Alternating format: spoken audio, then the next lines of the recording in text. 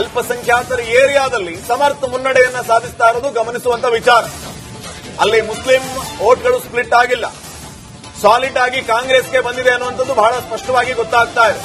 Particular ಏರಿಯಾಗಳನ್ನು ಕೂಡ ನಾವು ಹೇಳ್ತಾ ಇದ್ವಿ, ಇಲ್ಲಿ ಮುಸ್ಲಿಂ ಬಾಹುಳ್ಯ ಇರುವಂತಹ ಏರಿಯಾಗಳು, ಅಲ್ಲಿ ಮುಸ್ಲಿಂ ಕ್ಯಾಂಡಿಡೇಟ್ಗೆ ಜಯ ಅನ್ನಬಹುದು, ಕಾಂಗ್ರೆಸ್ ಅನ್ನ ಧಿಕ್ಕರಿಸಿ ಅನ್ನುವಂತ ಲೆಕ್ಕಾಚಾರ ಇತ್ತು. ಆದ್ರೆ ನಂಬರ್ಸ್ ಅನ್ನ ನೋಡಿದಾಗ ಅದು ಸುಳ್ಳಾಗಿದೆ.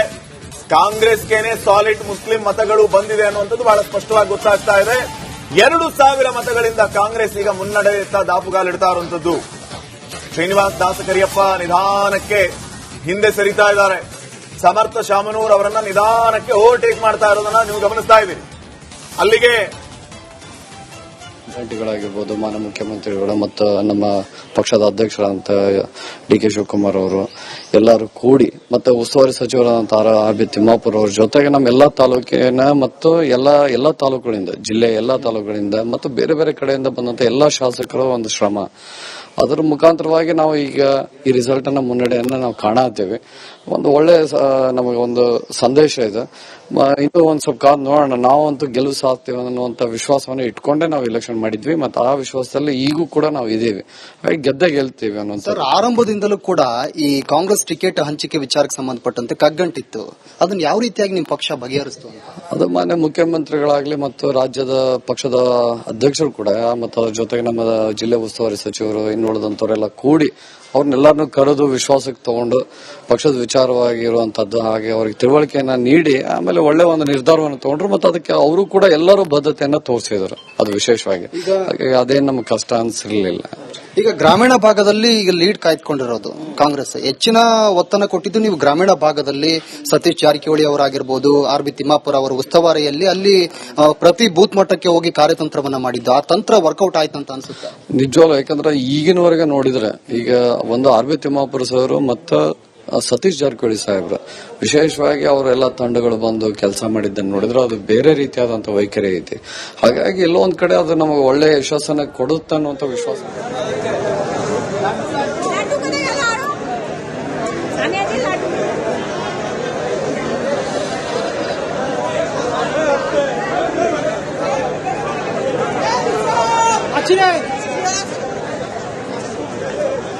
ನೋಡಿ, ತಮಿಳುನಾಡಿನ ದೃಶ್ಯಗಳನ್ನ ತಾವು ಗಮನಿಸ್ತಾ ಇದ್ದೀರಿ. ಅಲ್ಲಿಯೂ ಕೂಡ ಯಾವ ರೀತಿ ಸಂಭ್ರಮ ಸಡಗರ ಮನೆ ಮಾಡ್ತಾ ಇದೆ. ಟಿವಿಕೆ ಅಭೂತಪೂರ್ವ ಸಾಧನೆಯನ್ನ ಅಲ್ಲಿ ಮಾಡ್ತಾ ಇದೆ. ರೂಲಿಂಗ್ ಪಾರ್ಟಿ ಆಗಿರುವಂತಹ ಡಿಎಂಕೆ 3ನೇ ಸ್ಥಾನಕ್ಕೆ ಇಳಿದಿರುವಂತದ್ದು, ಎಐಎಡಿಎಂಕೆ 2ನೇ ಸ್ಥಾನದಲ್ಲಿದೆ. ಮೊದಲ ಸ್ಥಾನದಲ್ಲಿ ಟಿವಿಕೆ ವಿಜಯ್. ಮೊದಲ ಪ್ರಯತ್ನದಲ್ಲಿಯೇ ಅವರು ಯಶಸ್ಸನ್ನ ಕಾಣ್ತಾ ಇರುವ ಹಾಗೆ ಇದೆ ಆ ನಂಬರ್ಸ್ ಅನ್ನ ನೋಡಿದಾಗ. ತಮಿಳುನಾಡಿನಲ್ಲಿ ವಿಶೇಷವಾಗಿ ಈ ಮತದಾರರ ಓಲೈಕೆ ಕೊಡುವಂತಹ ಆಫರ್ಗಳು, ಇದು ವಿಜಯ್ ಅವರ ಮನೆ ಮುಂಭಾಗದ ದೃಶ್ಯಗಳನ್ನು ನಾವು ಗಮನಿಸ್ತಾ ಇದ್ವಿ. ಇನ್ಫ್ಯಾಕ್ಟ್ ನಮ್ಮ ಡೆಸ್ಕ್ ನಲ್ಲಿ ಕೂಡ ಮಾತನಾಡ್ತಿದ್ರು ಶಿಲ್ಪ, ಅದಾಗ್ಲೇ ನೋಡಿ, ಮದುವೆ ಆದ್ರೆ ರೇಷ್ಮೆ ಸೀರೆ, ಚಿನ್ನದ ನಾಣ್ಯ, ಮಗು ಹುಟ್ಟಿದ್ರೆ ಬೇಬಿ ಆಫರ್, ಹೈಯರ್ ಎಜುಕೇಶನ್ಗೆ ಒಂದಷ್ಟು ಆಫರ್. ಕೇವಲ ವಿಜಯ್ ಅವ್ರ ಪಕ್ಷ ಮಾತ್ರ ಅಂತಲ್ಲ, ತಮಿಳುನಾಡಿನಲ್ಲಿ ಹಿಂದೆ ಜಯಲಲಿತಾ ಅವ್ರ ಕಾಲದಿಂದನೂ ಅದಕ್ಕಿಂತ ಹಿಂದಿನಿಂದಲೂ ಕೂಡ ಇದೊಂದು ಪರಂಪರೆ ಬಂದ್ಬಿಟ್ಟಿದೆ. ಇನ್ಫ್ಯಾಕ್ಟ್ ಹೆಡ್ಲೈನ್ಗಳಾಗೋದೇ ಅದು, ಈ ಪಕ್ಷ ಏನ್ ಫ್ರೀ ಕೊಡ್ತಿದೆ, ಆ ಪಕ್ಷ ಏನ್ ಫ್ರೀ ಕೊಡ್ತಿದೆ. ಬಟ್ ಇಲ್ಲಿ ಎಲ್ಲಾ ಪಕ್ಷದವರು, ಡಿಎಂಕೆ, ಎಐಡಿಎಂಕೆ, ಟಿವಿಕೆ ಎಲ್ಲರೂ ಕೂಡ ಆಫರ್ಗಳನ್ನ ಕೊಟ್ಟಿದ್ರು ಕೂಡ ವಿಜಯ್ ಅವ್ರ ಪರವಾಗಿ. ಅಲ್ಲಿ ಎಐಎಡಿಎಂಕೆ ಅನ್ನೋದ ಮೇಲೆ ಬಿಜೆಪಿ ಅಂತೇಳಿ ಪ್ರತ್ಯೇಕವಾಗಿ ಹೇಳೋ ಅವಶ್ಯಕತೆ ಇಲ್ಲ, ಅದು ನನ್ನ ನಂಬಿಕೆ. ಟಿವಿಕೆ ಎಲ್ಲಾ ಪಕ್ಷಗಳು ಅಪ್ಡೇಟ್ಸ್ ನಂತರ ಮತ್ತೆ ಚರ್ಚೆ ಬರ್ತೀವಿ.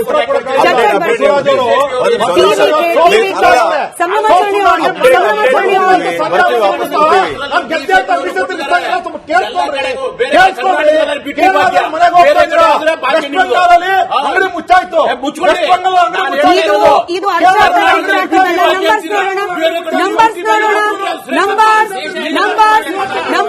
ನಂಬರ್ಸ್ ನೋಡಿ. ಬಾಗಲಕೋಟೆ ಹಾಗೆ ದಾವಣಗೆರೆ ಒಂದ್ಸರಿ ನಂಬರ್ಸ್ ನೋಡಿ. ಗಮನಿಸ್ತಾ ಇದ್ದೀರಿ ಸರ್, ಆಡಿಯೋ ಹೋಗ್ತಾ ಇಲ್ಲ, ಆಡಿಯೋ ಹೋಗ್ತಾ ಇಲ್ಲ, ಎಡಳವ್ರಿ.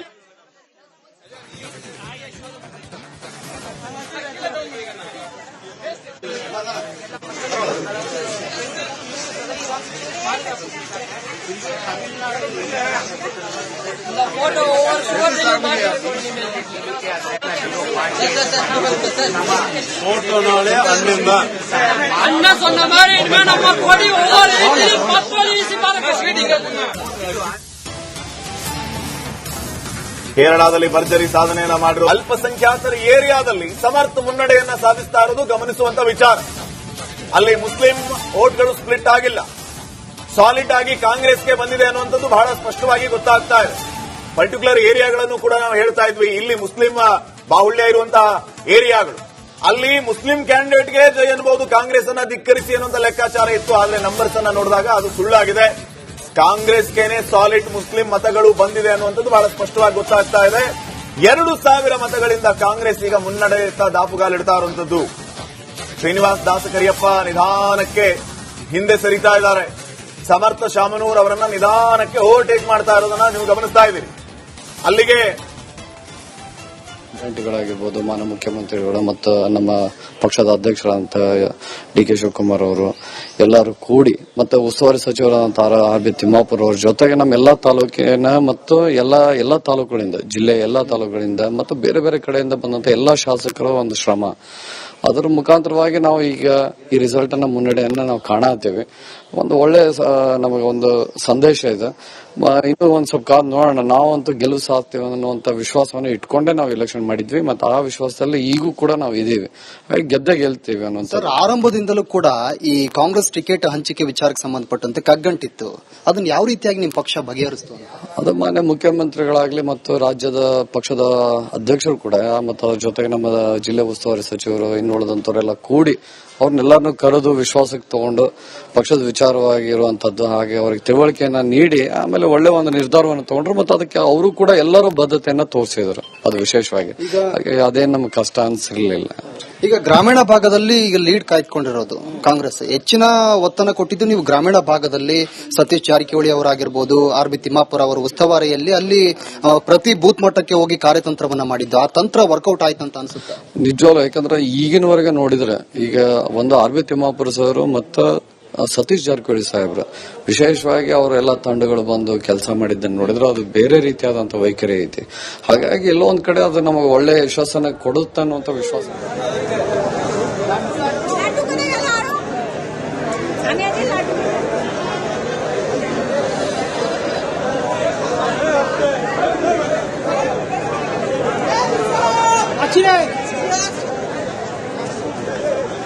ನೋಡಿ, ತಮಿಳುನಾಡಿನ ದೃಶ್ಯಗಳನ್ನ ತಾವು ಗಮನಿಸ್ತಾ ಇದ್ದೀರಿ. ಅಲ್ಲಿಯೂ ಕೂಡ ಯಾವ ರೀತಿ ಸಂಭ್ರಮ ಸಡಗರ ಮನೆ ಮಾಡ್ತಾ ಇದೆ. ಟಿವಿಕೆ ಅಭೂತಪೂರ್ವ ಸಾಧನೆಯನ್ನ ಅಲ್ಲಿ ಮಾಡ್ತಾ ಇದೆ. ರೂಲಿಂಗ್ ಪಾರ್ಟಿ ಆಗಿರುವಂತಹ ಡಿಎಂಕೆ 3ನೇ ಸ್ಥಾನಕ್ಕೆ ಇಳಿದಿರುವಂತದ್ದು, ಎಐಎಡಿಎಂಕೆ 2ನೇ ಸ್ಥಾನದಲ್ಲಿದೆ. ಮೊದಲ ಸ್ಥಾನದಲ್ಲಿ ಟಿವಿಕೆ ವಿಜಯ್. ಮೊದಲ ಪ್ರಯತ್ನದಲ್ಲಿಯೇ ಅವರು ಯಶಸ್ಸನ್ನ ಕಾಣ್ತಾ ಇರುವ ಹಾಗೆ ಇದೆ ಆ ನಂಬರ್ಸ್ ಅನ್ನ ನೋಡಿದಾಗ. ತಮಿಳುನಾಡಿನಲ್ಲಿ ವಿಶೇಷವಾಗಿ ಈ ಮತದಾರರ ಓಲೈಕೆ ಕೊಡುವಂತಹ ಆಫರ್ಗಳು, ಇದು ವಿಜಯ್ ಅವರ ಮನೆ ಮುಂಭಾಗದ ದೃಶ್ಯಗಳನ್ನು ನಾವು ಗಮನಿಸ್ತಾ ಇದ್ವಿ. ಇನ್ಫ್ಯಾಕ್ಟ್ ನಮ್ಮ ಡೆಸ್ಕ್ ನಲ್ಲಿ ಕೂಡ ಮಾತನಾಡ್ತಿದ್ರು ಶಿಲ್ಪಾದ್, ಆಗ್ಲೇ ನೋಡಿ, ಮದುವೆ ಆದ್ರೆ ರೇಷ್ಮೆ ಸೀರೆ, ಚಿನ್ನದ ನಾಣ್ಯ, ಮಗು ಹುಟ್ಟಿದ್ರೆ ಬೇಬಿ ಆಫರ್, ಹೈಯರ್ ಎಜುಕೇಶನ್ಗೂ ಒಂದಷ್ಟು ಆಫರ್. ಕೇವಲ ವಿಜಯ್ ಅವ್ರ ಪಕ್ಷ ಮಾತ್ರ ಅಂತಲ್ಲ, ತಮಿಳುನಾಡಿನಲ್ಲಿ ಹಿಂದೆ ಜಯಲಲಿತಾ ಅವ್ರ ಕಾಲದಿಂದನೂ ಅದಕ್ಕಿಂತ ಹಿಂದಿನಿಂದಲೂ ಕೂಡ ಇದೊಂದು ಪರಂಪರೆ ಬಂದ್ಬಿಟ್ಟಿದೆ. ಇನ್ಫ್ಯಾಕ್ಟ್ ಹೆಡ್ಲೈನ್ಗಳಾಗೋದೇ ಅದು, ಈ ಪಕ್ಷ ಏನ್ ಫ್ರೀ ಕೊಡ್ತಿದೆ, ಆ ಪಕ್ಷ ಏನ್ ಫ್ರೀ ಕೊಡ್ತಿದೆ. ಬಟ್ ಇಲ್ಲಿ ಎಲ್ಲಾ ಪಕ್ಷದವರು, ಡಿಎಂಕೆ, ಎಐಡಿಎಂಕೆ, ಟಿವಿಕೆ ಎಲ್ಲರೂ ಕೂಡ ಆಫರ್ಗಳನ್ನ ಕೊಟ್ಟಿದ್ರು ಕೂಡ ವಿಜಯ್ ಅವ್ರ ಪರವಾಗಿ. ಅಲ್ಲಿ ಎಐಎಡಿಎಂಕೆ ಅನ್ನೋದ ಮೇಲೆ ಬಿಜೆಪಿ ಅಂತ ಹೇಳಿ ಪ್ರತ್ಯೇಕವಾಗಿ ಹೇಳೋ ಅವಶ್ಯಕತೆ ಇಲ್ಲ, ಅದು ನನ್ನ ನಂಬಿಕೆ. ಟಿವಿಕೆ ಎಲ್ಲಾ ಪಕ್ಷಗಳು ಅಪ್ಡೇಟ್ಸ್ ನಂತರ ಮತ್ತೆ ಚರ್ಚೆ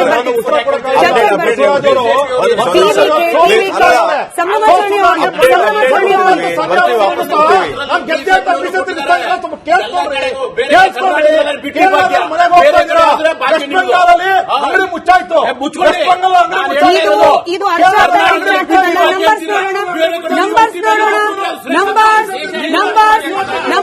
ನಂಬರ್ಸ್ ನೋಡಿ. ಬಾಗಲಕೋಟೆ ಹಾಗೆ ದಾವಣಗೆರೆ ಒಂದ್ಸರಿ ನಂಬರ್ ನೋಡಿ. ಸರ್, ಆಡಿಯೋ ಹೋಗ್ತಾ ಇಲ್ಲ, ಆನ್ಲೈನಲ್ಲಿ ಆಡಿಯೋ ಹೋಗ್ತಾ ಇಲ್ಲ, ಎಡಳಿ.